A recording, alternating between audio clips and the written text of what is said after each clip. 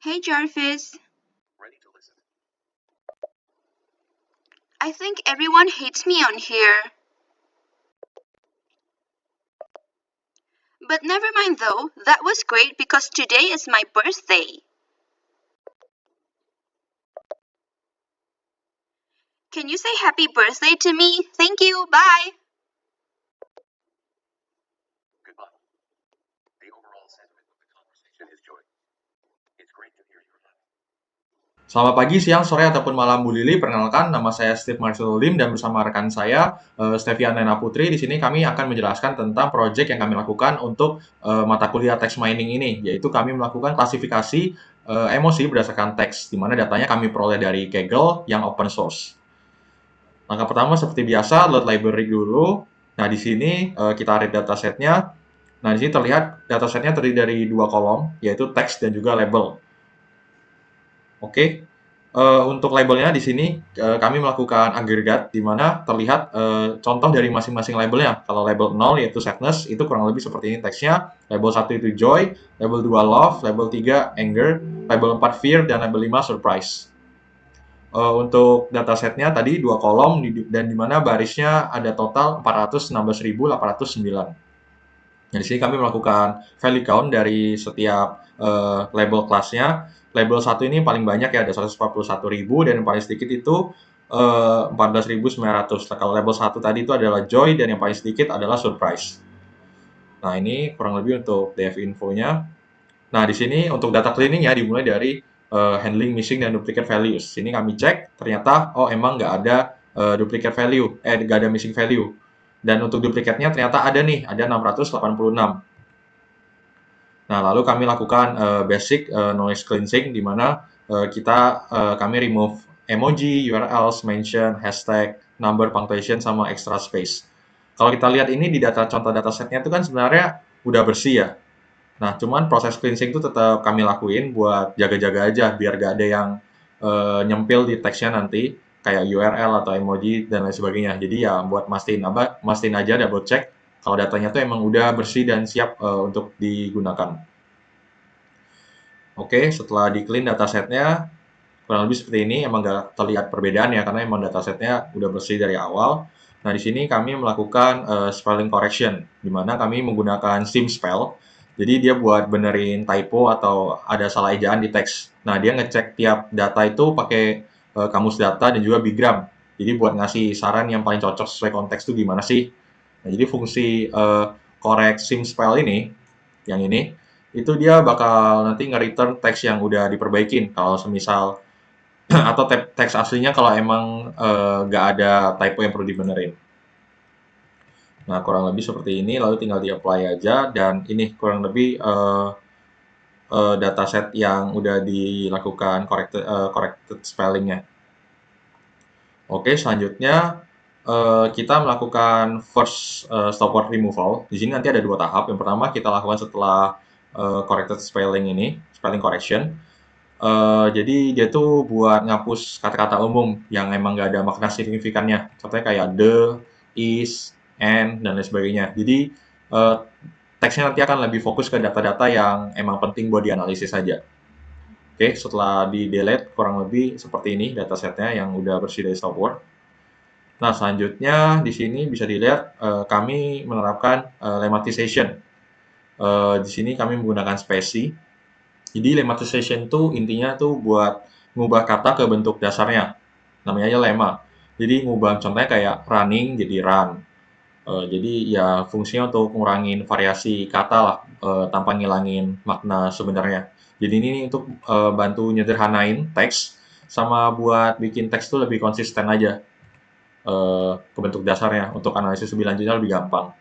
Kurang lebih seperti itu. Contohnya kayak seperti ini beginning jadi begin doang dan lain sebagainya.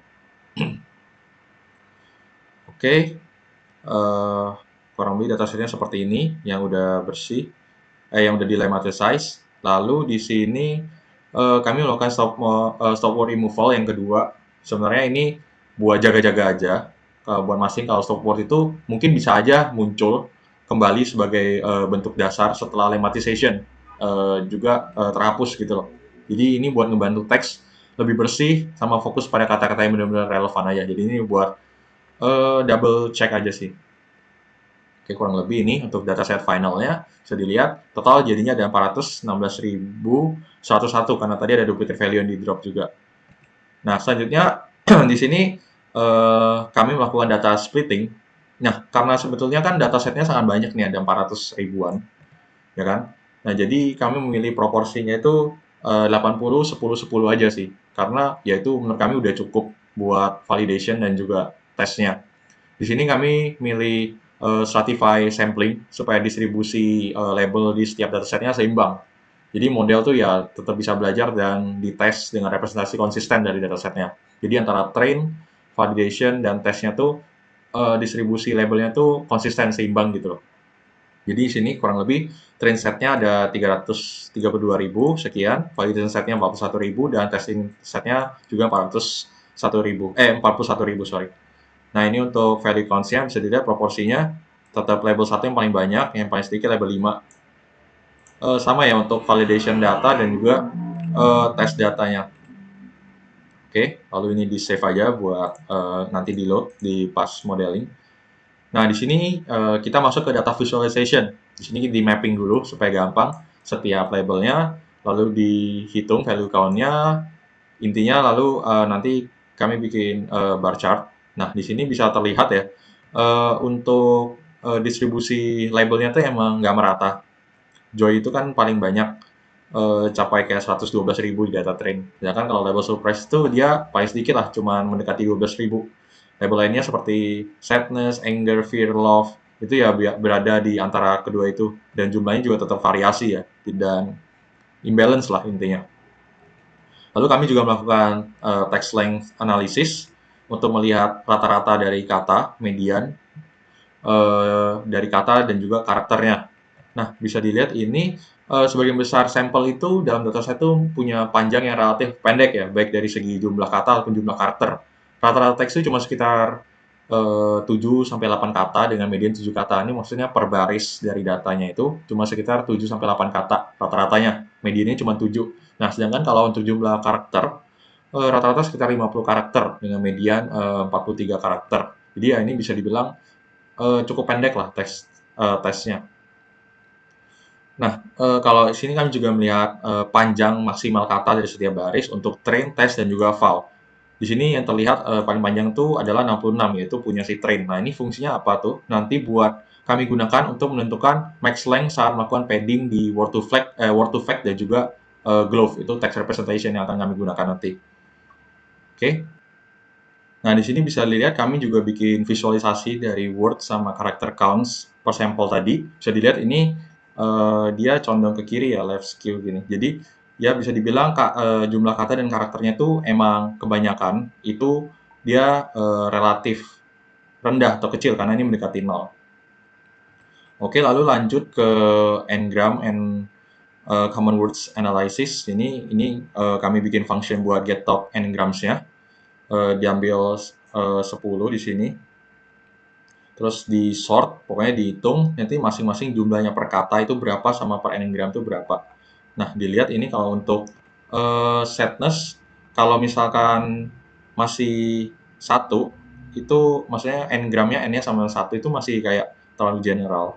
Ini juga masih terlalu general, 2, 3 juga masih terlalu general, 4 udah mulai mendekati, dan 5-nya udah lumayan. Contohnya kalau kayak joy juga sama, kurang lebih seperti itu. Bisa dilihat ya kalau 5-nya itu kayak ada happy, feeling, glad, sunshine, back. Ini ya kalau joy kurang lebih kayak gitu kata-katanya.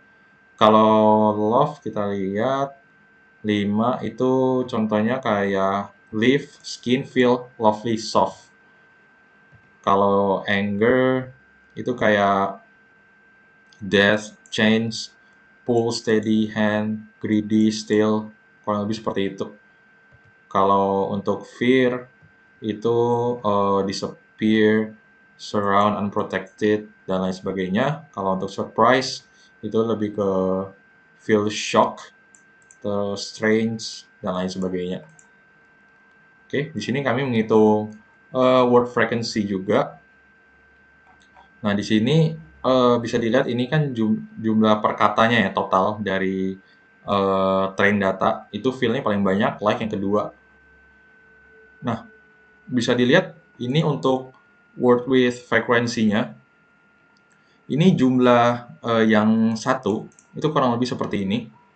Kalau yang frekuensinya 2, kurang lebih seperti ini.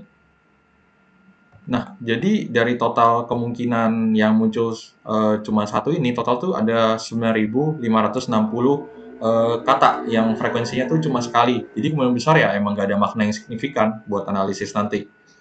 Bisa jadi kata-kata ini emang kayak typo atau mungkin ada kesalahan lain pada saat scraping datanya. Nah, maka untuk nanti kan kami menggunakan word to fact. Jadi untuk minimum word counts-nya nanti akan di-set 2 aja, karena 2 ini ya mendingan lah, supaya kata-katanya tuh bisa lebih relevan dan yang lebih sering muncul tuh nanti disertain ke model, seperti itu. Oke, lalu sini kami melakukan analisa dari word clouds juga di-generate, kurang lebih seperti ini untuk train datasetnya. Jadi ya terlihat lah gambar-gambar kata yang sering muncul tuh kayak feel, think, know, live itu sangat dominan. Jadi dia nunjukin bahwa orang tuh sering loh menggunakan kata-kata ini untuk ekspresiin perasaan atau pandangan mereka di sosial media. Nah, frasa seperti want, love, dan time ini juga bisa dilihat cukup sering ya. Jadi nyorotin kayak tema umum tentang mereka ingin sesuatu, emosi positif, ataupun konteks waktu. Ya jadi ya bisa ini buat negesin aja, ngebantu kalau emang dataset kita ini fokus pada ekspresi perasaan sama pikiran dari si user. Jadi emang cocok untuk kita lakukan analisis emosi dan sentimen. Ini untuk workload dari masing-masing label, karena seperti ini, joy, love, anger, fear, dan surprise.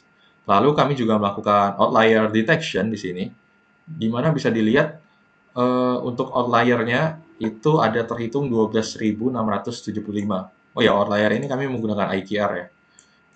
Dan karakter count outlier itu ada sekitar 9.408. Jadi bisa dibilang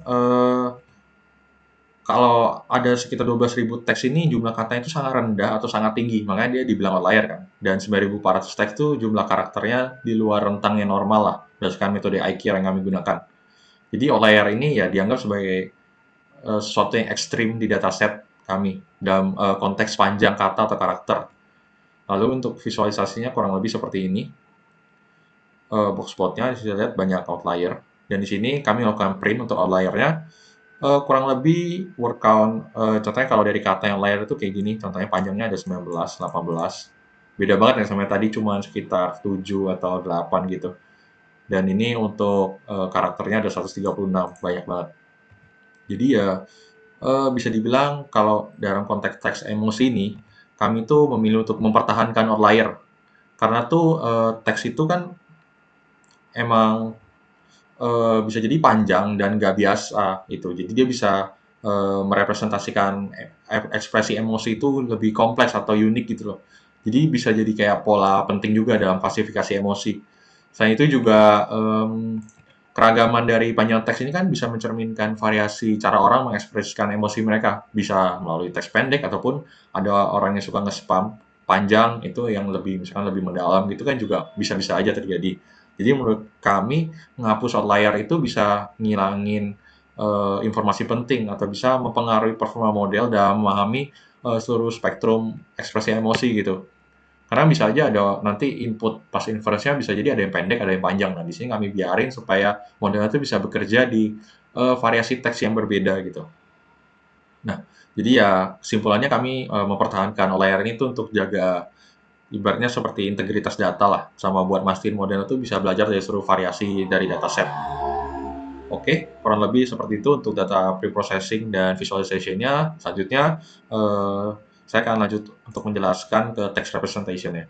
Oke, untuk text representation-nya kami menggunakan 3 metode, yaitu TF-IDF, Word2Vec, dan juga Glove. Sini di-load dulu datasetnya. Nah, untuk TF-IDF ini, jadi itu semacam, kalau dari kepanjangannya itu Term Frequency Inverse Document Frequency. Itu kayak cara buat ngasih bobot ke dalam sebuah teks. Kalau term frekuensi ini buat ngitung seberapa sering kata itu muncul dari sebuah dokumen, jadi dari frekuensinya. Sedangkan kalau IDF, itu seberapa jarang kata itu muncul dari sebuah dokumen. Jadi kayak kebalikannya. Nah, gabungan keduanya ini buat ngebantu memilih kata-kata penting yang relevan dari sebuah dokumen itu apa sih, sambil dia buat nambahin kata-kata umum seperti the atau and. Jadi ATVDF tuh buat ngebantu kayak filter pinter gitu lah, buat fokus ke kata-kata yang emang benar-benar berarti gitu. Nah, di sini kita menggunakan TF-IDF Vectorizer ini ya, dengan max feature 5000, terus di feed transform untuk train file dan juga untuk filenya dan tes ditransform aja, terus ubah ke array. Nah, shape-nya kurang lebih seperti ini. Ini dari baris jumlah datasetnya, dan ini untuk jumlah fiturnya. Nah, di sini kenapa sih kami memilih 5000? Jadi itu sebenarnya buat jaga balance sih dari sebuah model sih sama performanya nanti. Karena kan datasetnya itu sebenarnya gede ya. TF-IDF tuh kami pilih 5000 ya supaya relevan aja, supaya fokus ke informasi yang emang penting aja karena datasetnya kan terlalu besar, tadi 400.000. Jadi buat ngurangin noise sama kata-kata yang emang nggak terlalu signifikan. Jadi ya ini buat ngebantu model juga supaya nggak terlalu berat secara computational dan juga memorinya. Terutama kan kalau nanti kami akan menggunakan 4 deep learning model, yaitu LSTM, GRU, BLSTM, dan juga ByGRU. Jadi ya ini buat bikin model tetap akurat dan computationalnya nggak terlalu ribet sih. Nah, untuk input dimensionnya di sini kami ambil dari shape dari si TF-IDF. Jadi ya buat nentuin jumlah fitur input dari model supaya sesuai dengan dimensi representasi dari TF-IDF-nya itu. Jadi ya buat mastiin model tuh bisa proses data dengan jumlah fitur yang sama untuk setiap hasil dari vektorisasinya. Oke, nah ini untuk model kami di sini menguji 4 model ya. Kami menguji 4 model yaitu GRU, BGRU, LSTM, dan juga ByLSTM. Nah, dengan menggunakan representasi teks yang udah dibahas tadi yaitu TF-IDF. Nanti kedepannya juga ada Word to Vec dan juga Glove. Kami pasangkan 3 text representation tersebut dengan 4 model recurrent dari deep learning model. Nah, arsitekturnya tuh dari apa aja sih? Pertama, itu ada embedding layer sama reshaping layer. Itu untuk ya proses data input. Terus ada recurrent layer, GRU di sini dengan 64 unit buat ya nanggep pola urutan gitulah. Nah, nanti yang diganti itu ininya. Jadi setiap arsitektur dari model itu sama, baik LSTM dan juga GRU-nya. Jadi yang diganti cuma baris yang ini. Sedangkan kami juga menggunakan dense layer sebanyak 128 unit dan activation-nya tuh ReLU ya, buat ekstraksi fiturnya. Nah, drop out layer-nya itu setengah buat cegah overfitting, dan juga kami menggunakan softmax itu untuk sebagai output layer-nya itu untuk mengklasifikasi 6 emosi yang ada di sini 6. Lalu dicompile menggunakan Adam Optimizer, dan juga untuk loss function-nya itu menggunakan sparse categorical cross entropy, dan juga evaluation-nya menggunakan accuracy. Oke, ini sama untuk setiap model. ByGRU juga sama, tadi yang diubah cuma ininya jadi bidirectional. Begitu pula dengan LSTM dan juga ByLSTM.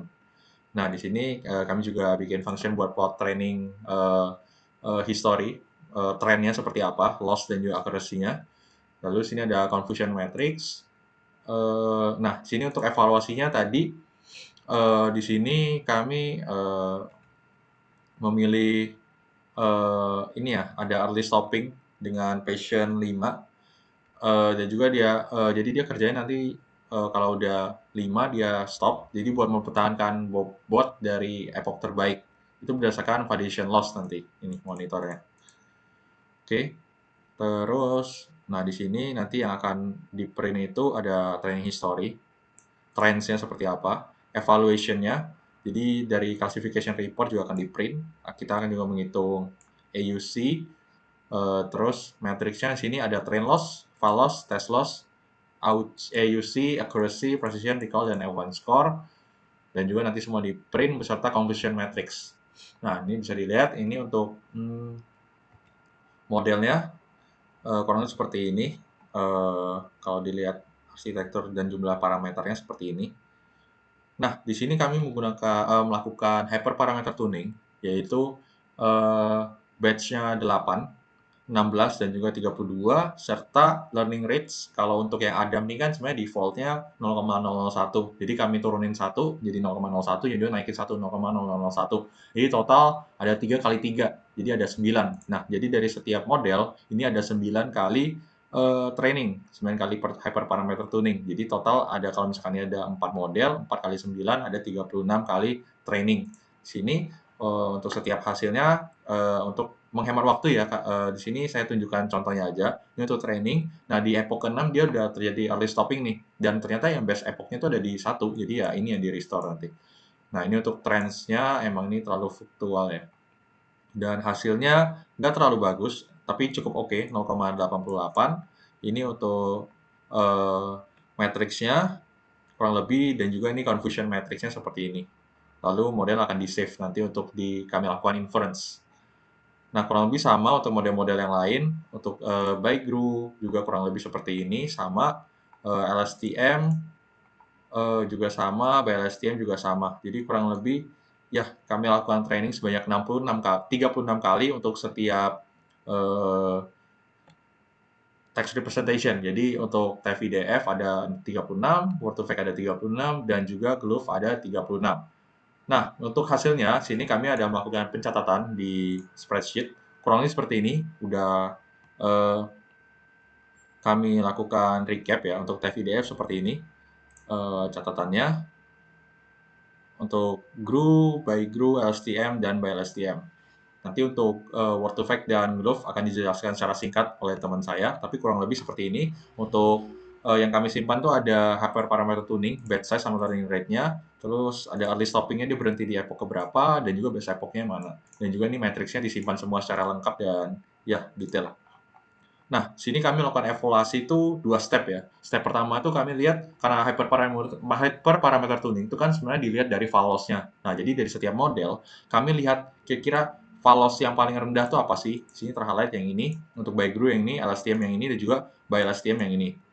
Begitu pula untuk Word2Vec nanti dan juga Glove. Nah, setelah itu yang tahap kedua itu kami rekap di sini. Nah, di sini bisa dilihat hasil rekapannya ini yang terbaik berdasarkan setiap model yang terbaik berdasarkan validation loss.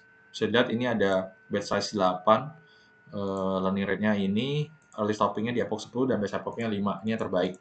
Nah, yang tahap kedua itu kami melihat performa secara keseluruhan. Jadi membandingkan final evaluation-nya itu dari F1 score. Kenapa F1 score? Karena kan datasetnya itu imbalance ya. Jadi ya dia nge-balance dari precision dan juga recall-nya.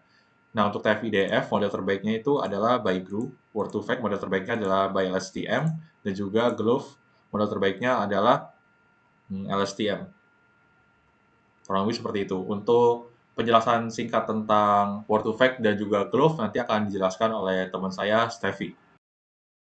Pada section kali ini, setelah dijelaskan mengenai data processing dan juga vektorisasi dan modeling tipe pertama, yaitu adalah dengan menggunakan TF-IDF dan menggunakan segala tipe model yang ada.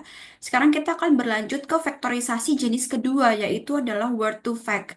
Nah, di sini saya akan menjelaskan mengenai tipe vektorisasinya, yaitu adalah dengan menggunakan Word2Vec, bagaimana caranya, dan juga diimplementasikan pada model apa saja.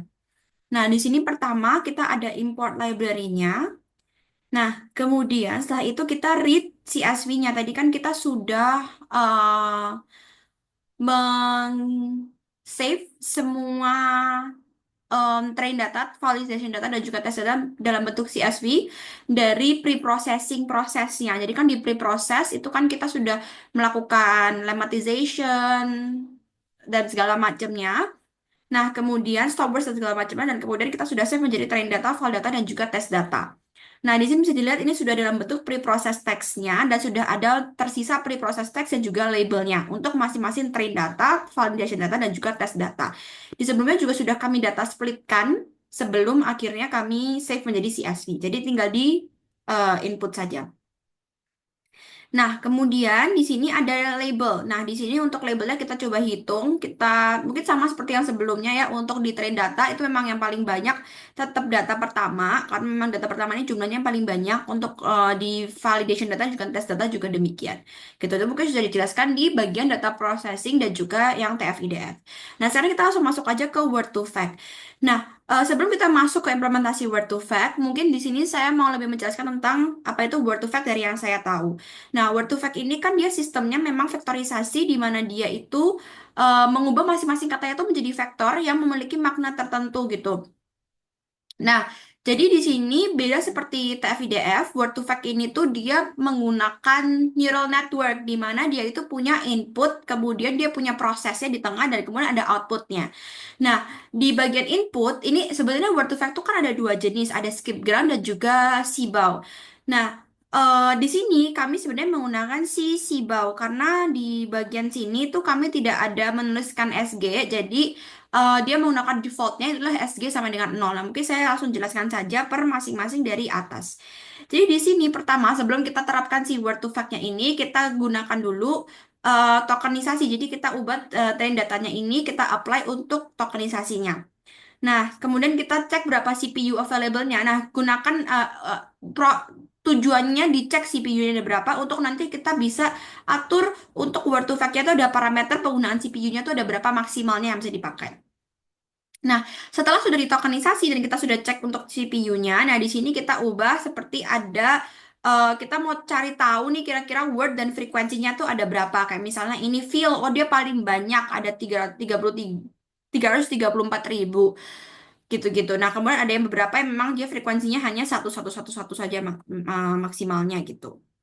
Nah, di sini untuk ada beberapa pengecekan frekuensi. Jadi, karena tujuannya udah dicek frekuensi dan supaya kita tahu nih kalau misalnya dia frekuensinya cuma satu dan dia cuma muncul satu, kemungkinan besar dia tidak memberikan efek yang sangat signifikan terhadap si data tersebut gitu. Jadi, kita nanti tidak akan gunakan frekuensi yang satu gitu. Jadi, kita akan minimumnya tuh dua. Nah, ini direpresentasikan dari minimum count. Nah, ketika kita membuat si modelnya, si word to fact model ini, kita pakai semua data dari train data karena kita pakai acuannya kan yang train ya, yang sudah ditokenisasi.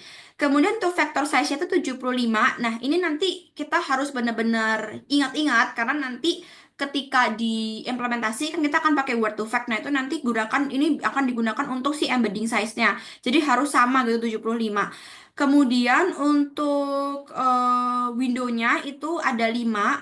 Nah, window ini adalah berapa kata di sebelum kata tersebut yang akan digunakan dan sesudahnya. Jadi misalnya kalau windownya itu 5, berarti misalnya kata fill gitu. Itu ada di satu tempat gitu, ada di satu posisi.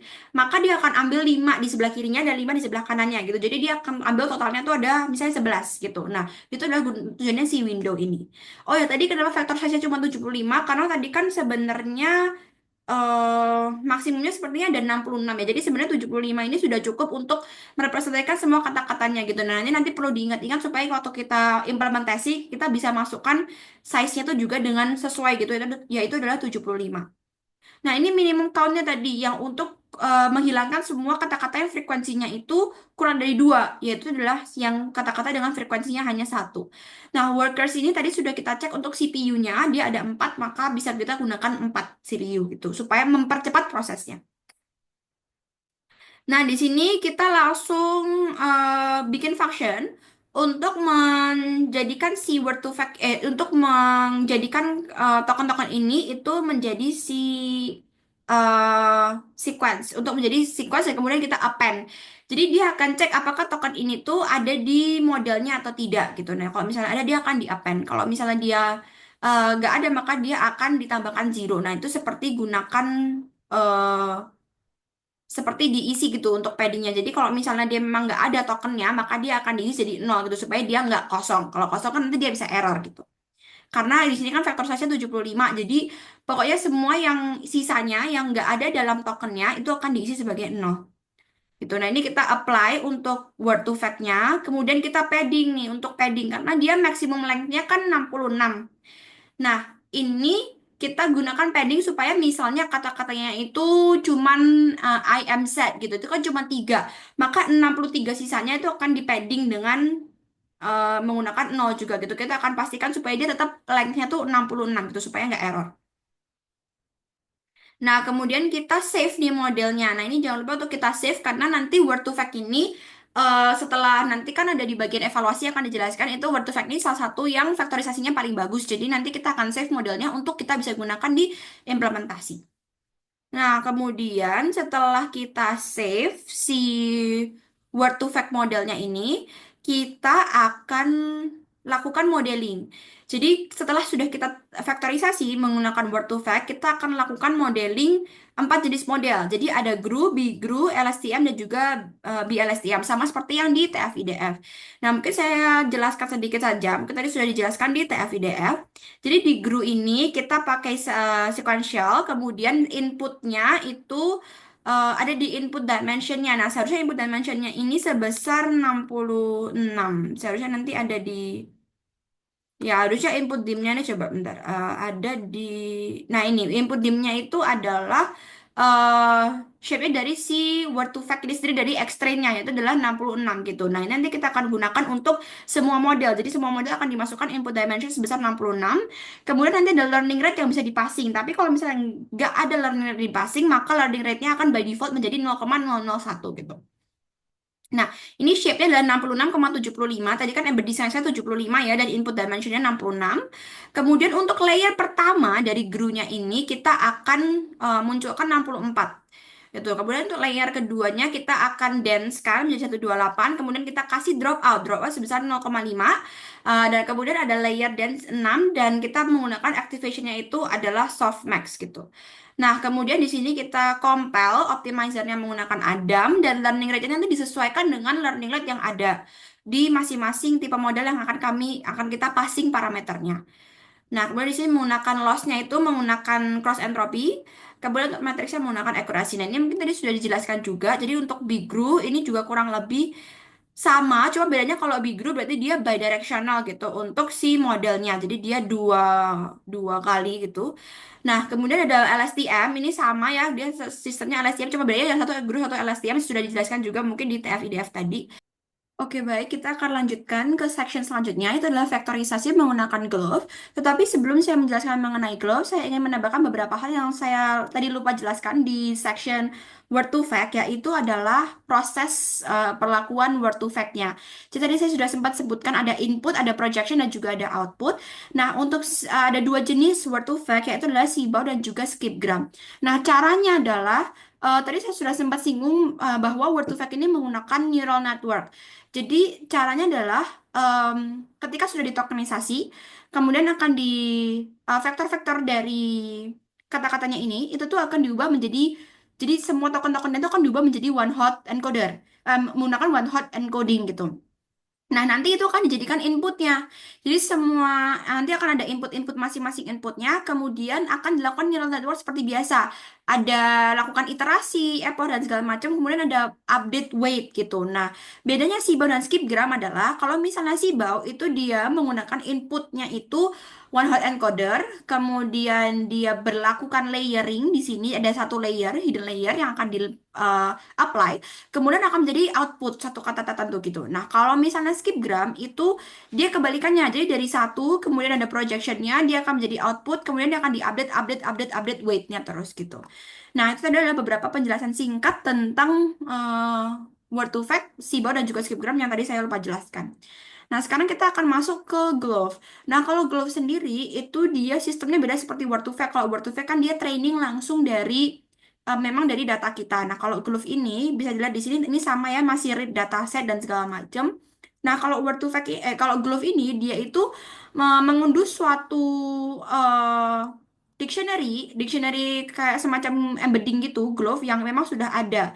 Nah, Glove ini stands for Global Factors for Word Representation.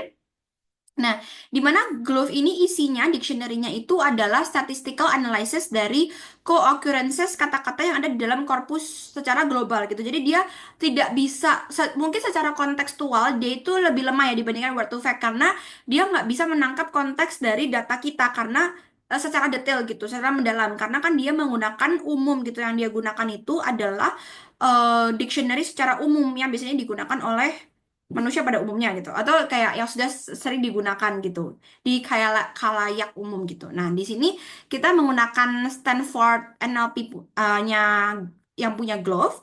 Nah, di sini kita unduh dulu si Glove ini, kemudian kita ekstrak zipnya. Nah, ketika glove embeddings yang ini sudah ready, maka dia akan print glove embeddings yang ready. Nah, di sini kita akan gunakan si glove filenya ini. Kita akan buka, kita akan read. Nah, kemudian kita akan lihat nih. Nah, masing-masingnya ini sama. Kita akan ubah menjadi token dulu. Nah, kalau tokennya ini ada di glove embeddings, kalau tadi kan kita menggunakannya word to fact ya. Kita cek apakah tokennya ada di word to fact-nya atau enggak dari X-Train-nya itu. Nah, tapi di sini kita nggak menggunakan dari si X-Train, tapi kita menggunakannya dari si glove filenya itu. Jadi kita lihat apakah token ini ada di glove embedding. Kalau misalnya ada, maka append glove embeddingnya ini atau token si glove embedding ini ke dalam sequence-nya. Kalau misalnya nggak ada, maka akan diisi dengan zero gitu, dengan vektor 0.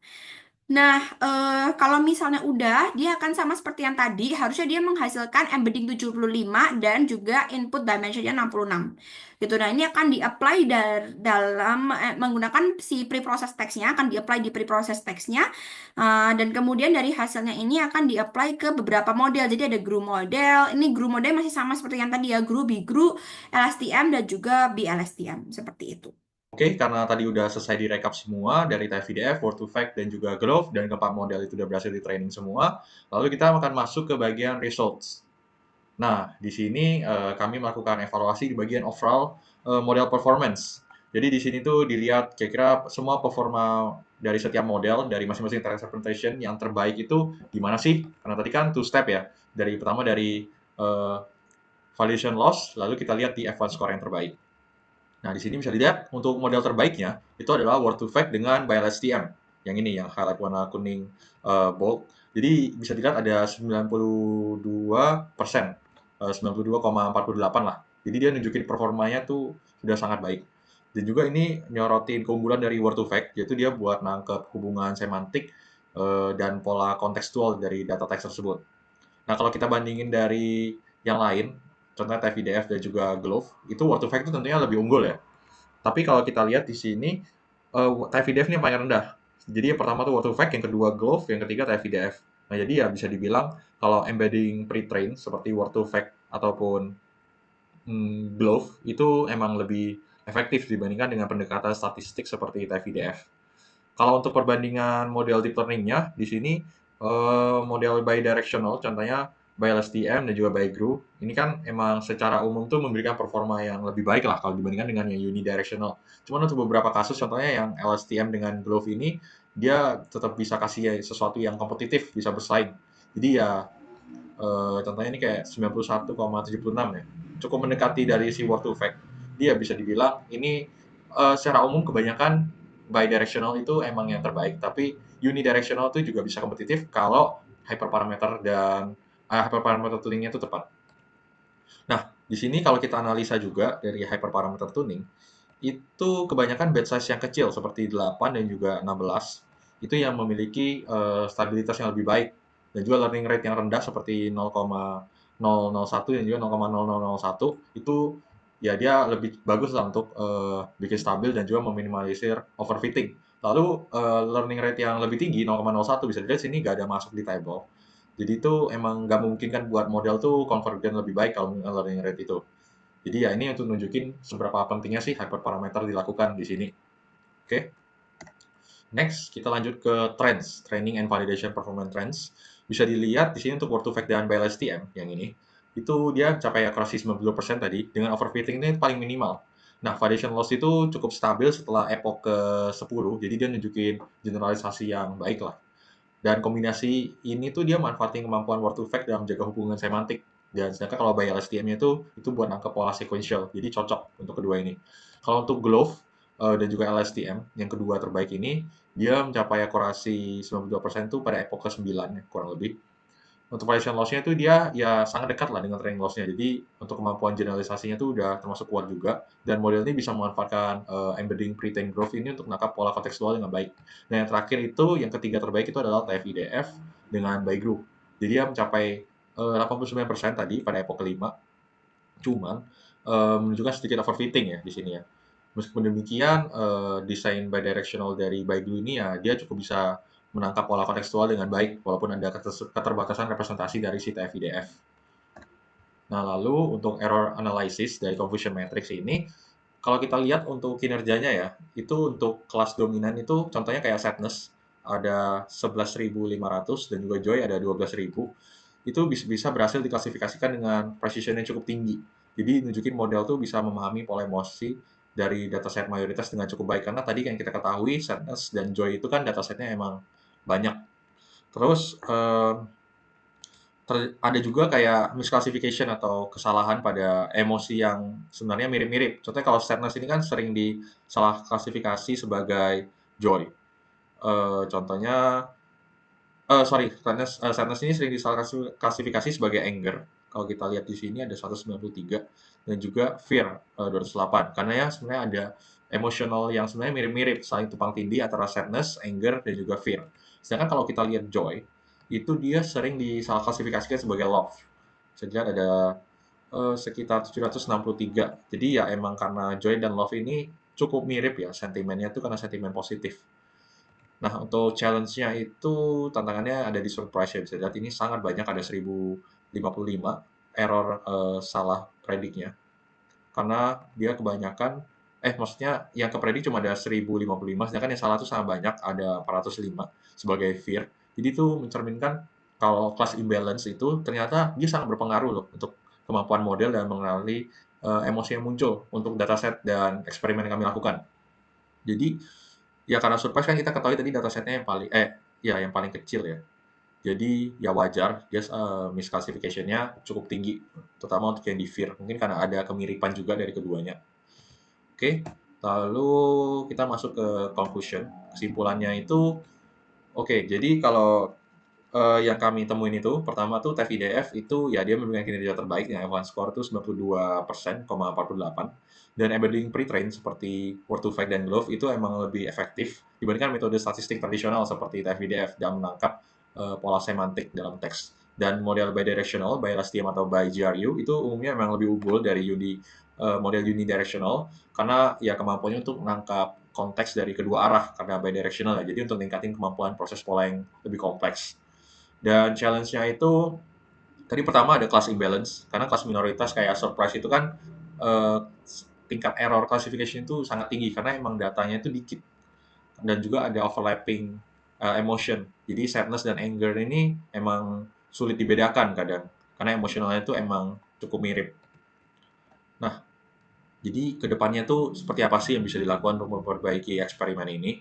Pertama, di sini kan kami menggunakan metode yang bisa dibilang konvensional atau sederhana karena TF-IDF, Word2Vec sama Glove ini bisa dibilang sederhana kalau dibandingkan dengan transformer based model. Nah, jadi kedepannya itu bisa digunakan seperti BERT atau model sejenis. Itu bisa dieksplorasi buat nangkep hubungan yang lebih kontekstual. Jadi dia lebih rich dan juga ya diharapkannya bisa meningkatkan akurasi klasifikasi dari teks. Terus untuk mengurangi class imbalance-nya itu kami menyarankan kedepannya bisa menggunakan teknik seperti data augmentation atau oversampling ya untuk meningkatkan performa pada kelas minoritas, khususnya surprise. Sebelumnya nggak kami lakuin data augmentation itu karena emang tanpa data augmentation pun sebenarnya minority class-nya udah cukup banyak, ada puluhan ribu. Nah, cuma ternyata class imbalance ini sangat mempengaruhi dari si hasil dari evaluasinya. Ternyata sangat mempengaruhi dan buat dia misklasifikasi. Nah, kedepannya bisa dilakukan data augmentation untuk minority class-nya. Dan juga mungkin kita bisa mengintegrasikan fitur linguistik eksternal atau misalkan ada embedding kursus yang difokuskan pada domain tertentu. Jadi dia buat nangkep hubungan semantik yang lebih mendalam sih sama ngurangin kesalahan klasifikasi akibat adanya overlap dari emotion yang mirip-mirip gitu. Mungkin sekian dulu dari saya. Selanjutnya kami juga menyediakan ada implementasi sebuah prototipe kecil. Kami menggunakan Jarvis di sini panggilannya yang akan dijelaskan oleh teman saya Steffi. Baik, Bu Lili, kalau tadi kami sudah menjelaskan mengenai data modelingnya, kemudian ada evaluasinya, sekarang kita akan masuk ke section implementationnya gitu. Nah, di sini untuk implementationnya sendiri, kami menggunakan speech recognition, jadi seperti bot. Jadi kami membuat bot bernama Jarvis, yang ketika kami panggil Jarvisnya, maka Jarvis ini bisa menjawab, kemudian bisa mendeteksi speech dari user. Jadi user bisa curhat, kemudian speech-nya akan di-convert menjadi teks, dan dari teks ini akan diprediksi sentimennya apa, kemudian Jarvisnya akan membalas dengan jawaban sesuai dengan sentimennya. Nah, di sini sebelum saya melakukan eh, implementasi paling akhirnya, saya ada melakukan beberapa percobaan terlebih dahulu. Jadi di awal ini saya menggunakan Jarvis eh, percobaan pertama. Nah, di percobaan pertama ini yang saya lakukan adalah hanya mengetes apakah Jarvis ini bisa menerima inputan dari user berupa speech, kemudian mengubahnya menjadi teks dan membalasnya dengan speech juga gitu. Nah, di sini saya cuman memastikan aja bahwa ketika misalnya saya bilang halo dan segala macam, Jarvisnya bisa membalas, dan saya memastikan wake word-nya itu jalan, yaitu adalah hi Jarvis gitu. Nah, mungkin bisa dicoba saja, semoga ini ada suaranya. Oh ya, dan di sini saya juga sudah membuat environment sendiri bernama Jarvis. Jadi, Ready to listen. nah, ini kalau misalnya saya bilang Jarvis, dia akan return sesuatu. Hello Jarvis, Hello. stop. Stopping, sir. Nah, bisa dilihat di sini kalau saya sudah bilang halo, maka dia akan jawab dengan hello. Kemudian kalau saya bilang stop, maka dia akan jawab stopping sir dan conversationnya akan menjadi false gitu. Nah, ini percobaan pertama yang saya lakukan dan ternyata berhasil. Nah, maka dari itu akhirnya kami mencoba beberapa percobaan lainnya. Jadi kami mencoba untuk sudah menggunakan sentimen analisisnya. Nah, jadi kalau di sini ini kami menggunakan sentimen analisis, tapi bedanya adalah di sini kami belum menggunakan model word to fact yang sudah kami lakukan. Jadi kan dari semua model dan evaluasinya itu paling bagus ada di word to fact ya untuk vektorisasinya. Nah, di sini saya masih menggunakan tokenizer manual. Jadi seperti ngambil ini array random. Jadi belum pakai model word to fact-nya dan memang hasilnya tidak sebagus kalau sudah diimplementasi word to fact-nya. Nah, setelah ini dicoba ternyata bisa, maka baru saya lakukan yang menggunakan vektorisasi aslinya, yaitu adalah dengan menggunakan model word to fact-nya ini, kemudian diprediksi sentimennya, sampai nanti ada jawabannya. Oke, nah sekarang mungkin kita bisa langsung saja bahas untuk yang versi finalnya langsung. Jadi di sini pertama import dulu semua library yang dibutuhkan. Ini ada library-library untuk speech recognition-nya. Kemudian di sini ada NumPy, Pandas, segala macam, TensorFlow, dan terakhir adalah Genshin Model Word to Vec untuk vektorisasinya. Nah, di sini ya usernya kami namakan saja misalnya Your Highness. Ini sebenarnya kami ya taruh nama asal supaya untuk manggil usernya. Kemudian ada user comments. Nah, ini adalah array untuk nanti menampung semua user input. Jadi nanti ketika user bilang apapun, nanti hasilnya tuh akan diinput di dalam satu array bernama user comment ini yang nanti akan diubah menjadi data frame. Nah, kemudian di sini untuk setiap array yang ditampung itu akan diubah menjadi data frame yang berisi timestamp-nya kapan, comments-nya apa. Ini comments-nya ini dari user comments ini, kemudian prediksi sentimennya. Nah, nanti akan muncul di akhir setelah usernya selesai ngomong. Nah, di sini saya sudah langsung taruh, ini semua kan global variable ya, saya sudah langsung taruh maksimum length-nya dan juga embedding size-nya. Nah, ini tuh sesuai dengan yang kita sudah pre-train sebelumnya di modeling gitu. Jadi di modeling kan word to fact-nya itu udah diatur supaya maksimum length-nya 66 dan embedding size 75 karena disesuaikan dengan data yang kami dapatkan gitu kan di Kaggle. Nah, di sini maka supaya tidak menimbulkan error nantinya ketika padding dan segala macam, maka di sini sudah ditentukan dulu untuk maksimum length-nya dan embedded size-nya sesuai dengan modeling. Nah, kemudian di sini saya load untuk GRU modelnya. Jadi di sini saya menggunakan word to fact yang GRU. Kalau bisa dilihat word to fact yang GRU ini juga salah satu yang paling tinggi gitu untuk akurasinya. Maka saya ingin coba untuk diimplementasikan. Nah, di sini saya sudah save untuk word to fact-nya GRU modelnya juga yang tipe 3. Kalau nggak salah ini kemarin yang batch 8 dengan learning rate 0,001. Atau mungkin nanti bisa saya lihatkan nanti itu sesuai sama yang di modeling tadi yang di video di awal.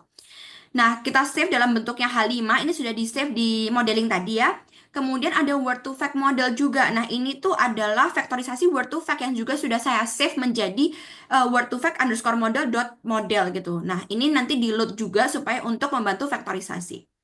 Nah, di sini kita bikin function untuk factorization-nya. Kalau tadi yang sebelumnya itu function factorization-nya bikin manual, kalau yang ini itu sudah menggunakan token yang ada di pretrain modelnya, yaitu dari Xtrain gitu. Jadi di sini cek apakah token, jadi ketika user itu memberikan suatu speech yang kemudian diubah menjadi teks, nah teks itu di user comment itu akan diubah menjadi token dulu nih. Nah, setelah dia diubah menjadi token, single token, maka dia akan dicek apakah token masing-masing tokennya itu tuh ada di token pre-train-nya, yaitu ada di token X-train-nya. Nah, kalau misalnya ada dia bisa diproses. Kalau misalnya nggak ada, berarti dia di embedding size. Berarti dia nanti akan di semacam di paddingkan gitu. Nah, ini nanti kalau misalnya sequence-nya itu kurang dari maksimum length-nya, maka akan ditambahkan 0 gitu untuk paddingnya. Gitu. Nah, ini adalah kemudian akan di-return untuk uh, array dari si token vektorisasinya ini gitu. Nah, ini untuk vektorisasi. Kemudian di sini adalah untuk prediction-nya. Sentiment prediction ini sekalian saya tambahkan saja untuk komennya. Nah, di sentiment prediction ini kita menggunakan word to fact model tadi ya untuk vektorisasinya. Kemudian setelah udah di preproses yaitu udah divektorisasi, kita panggil si group modelnya untuk memprediksi gitu. Nah, untuk predicted class-nya nanti akan dibalikkan gitu. Untuk indeks pertamanya itu akan merupakan prediction class-nya. Nah, untuk predicted class-nya itu nanti apa aja detailnya itu akan ditulis di bagian bawah ketika masuk ke pemanggilan si predict sentimennya itu.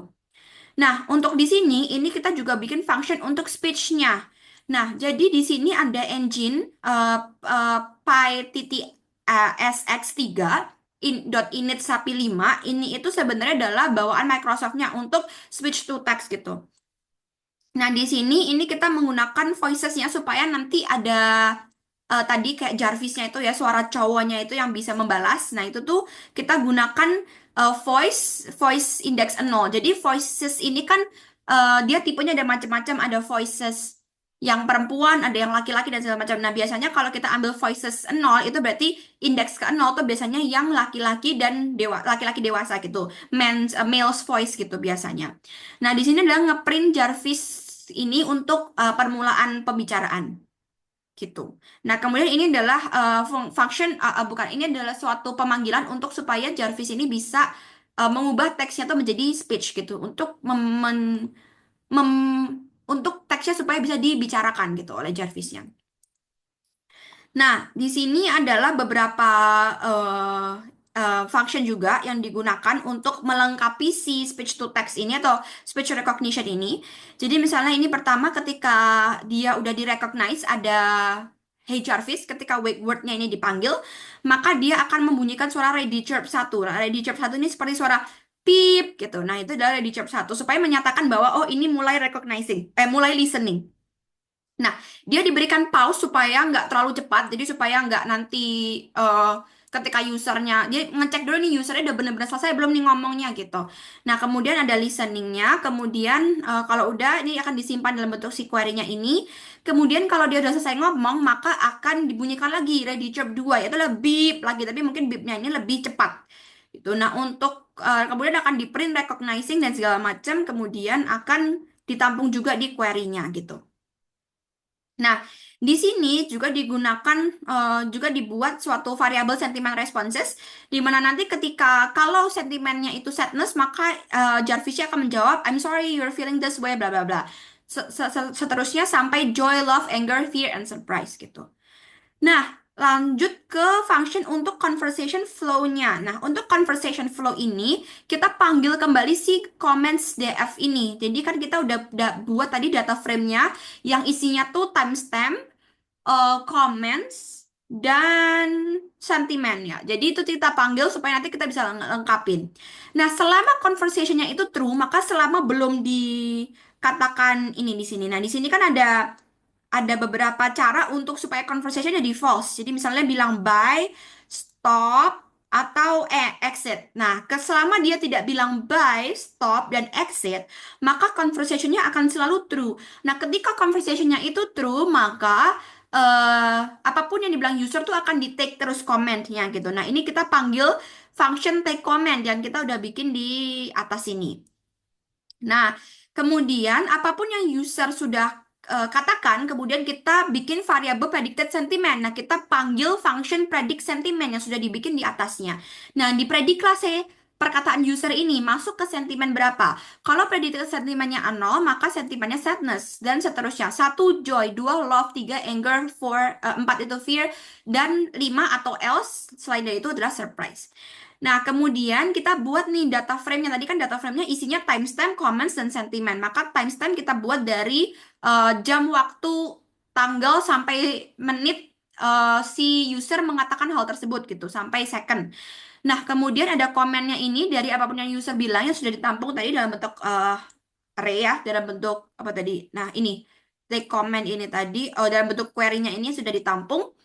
Nah, kemudian sentimennya akan dimasukkan dalam si kolom sentimen ini. Itu.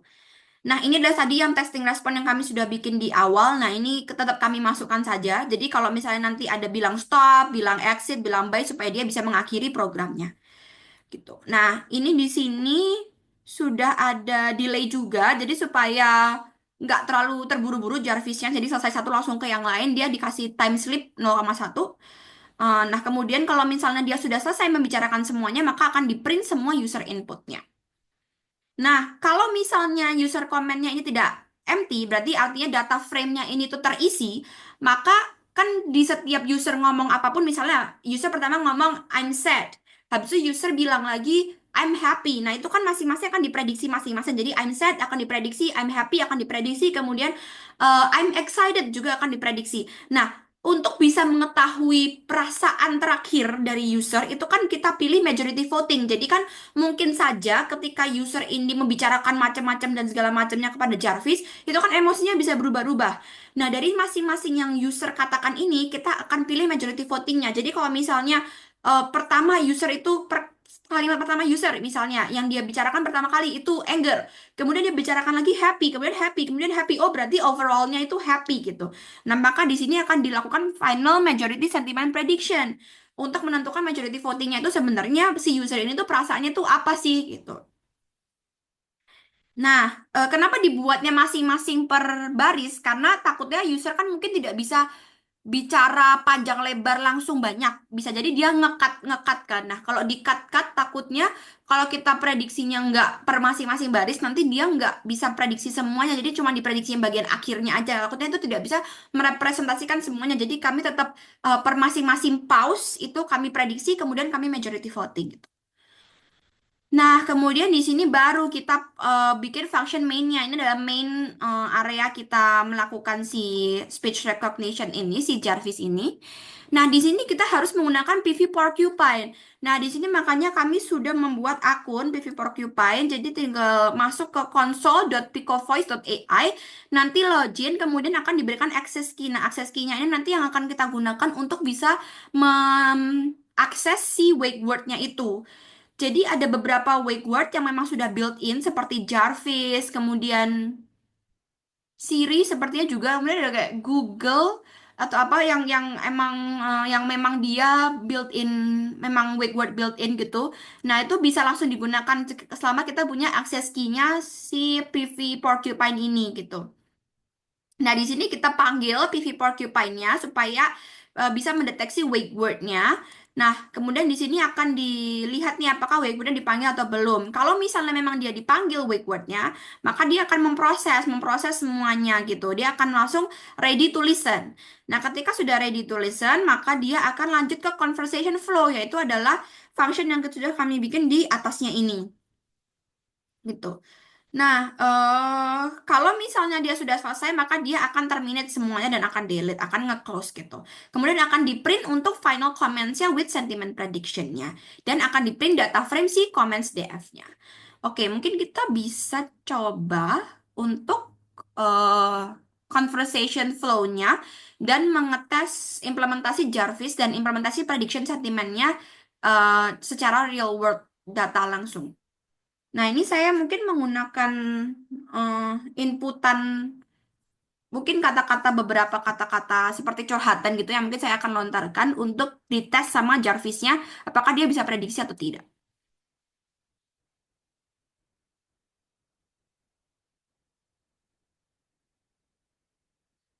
Hey Jarvis, Ready to listen. I'm sad today. Never mind, but I'm actually very happy because today is my birthday. I'm so happy, Jarvis. Bye. Goodbye. The overall sentiment of the conversation is joy. It's great to hear you're happy.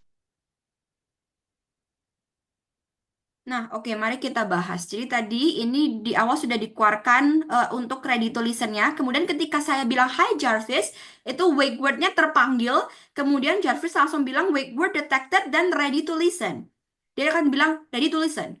Nah, kemudian kita bisa langsung membicarakan karena dalam bahasa Inggris, maka saya gunakan contoh bahasa Inggris. Misalnya saya bilang I'm sad today.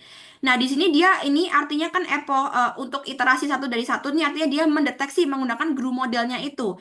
Dia di word to fact dulu, kemudian dia melakukan guru modelnya ini, I'm set today ini prediksinya apa. Kemudian setelah itu, saya coba lagi nih, misalnya pertama ini kan seharusnya dia mendeteksi saya sedih, tapi kemudian saya coba ubah nih, oh never mind, but I'm actually very happy because today is my birthday. Kemudian saya coba lagi bilang, I'm so happy Jarvis, bye. Nah, bye ini saya tambahkan supaya dia berhenti. Kemudian benar, dia berhenti, goodbye. Dan dia langsung conversationnya langsung false. Nah, di sini sudah deteksi semua user inputnya adalah I'm sad today. Never mind, but I'm actually very happy because today is my birthday. Dan I'm so happy Jarvis, bye. Nah, di sini langsung dia keluarkan final majority sentiment prediction joy. Nah, dia tadi juga sudah bilang the overall sentiment of the conversation is joy. Karena di sini bisa dilihat ada pertama, timestamp pertama, komen pertama I'm sad today itu sadness. Kemudian never mind, but I'm actually very happy because bla bla bla itu joy.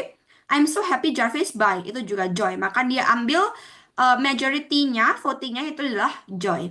Nah, di sini tadi juga bisa dilihat kalau Jarvis juga bisa reply dengan It's great to hear you're happy gitu. Nah, untuk itu ini adalah contoh dari implementasi yang sudah kami bikin. Terima kasih banyak Bu Lili sudah menonton video ini dan semoga implementasi ini bisa eh, menjadi suatu riset bagi kita semua. Dan terima kasih banyak sudah menonton video ini sampai akhir. Terima kasih dari kami.